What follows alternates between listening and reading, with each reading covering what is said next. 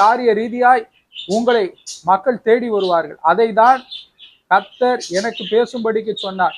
முதிர் வயதிலும் கனி தருவது, ஆவிக்குரிய கனிகளை நீங்கள் கொடுத்தது மற்றவர்களுக்கு ஆசீர்வாதமாகும்.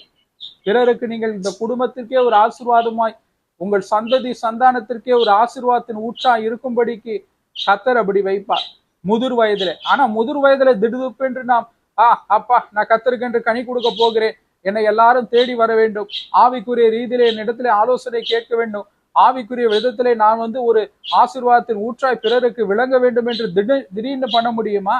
இருக்கிற இந்த ஜீவிய ஓட்ட காலத்திலே நீங்கள் கர்த்தரோடு இசைந்து ஓடி வருகிற போராட்டம் சவால்களை எல்லாம் கர்த்தரை விசுவாசத்திலே உறுதியாய் பற்றி கொண்டு அவைகளை மேற்கொண்டு பிறருக்கு முன்பாக நல்ல ஒரு ஜீவியத்தையும் நீங்கள் ஒரு முன் உதாரணமான ஒரு ஓட்டத்தையும் ஆவிக்குரிய வழியிலே நீங்கள் ரீதியிலே நீங்கள் வைப்பீர்களானால் அப்போது நீங்கள் முதிர் வயதிலே கனி தந்து புஷ்டியும் பசுமையாய் இருந்து கர்த்தருடைய நாமத்திற்கென்று ஒரு மகிமையாய் விளங்குவீர்கள்.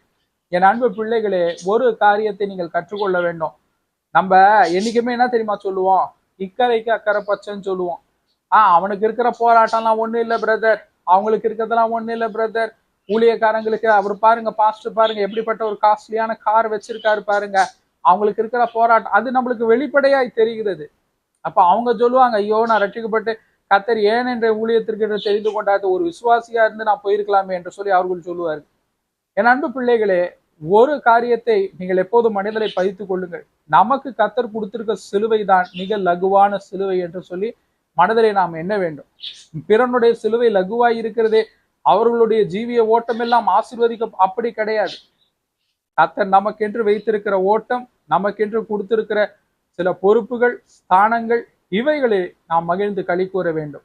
இவைகள் நமக்கு கர்த்தர் கொடுத்த ஒரு பெரிய ஆசீர்வாதமா எண்ண வேண்டும்.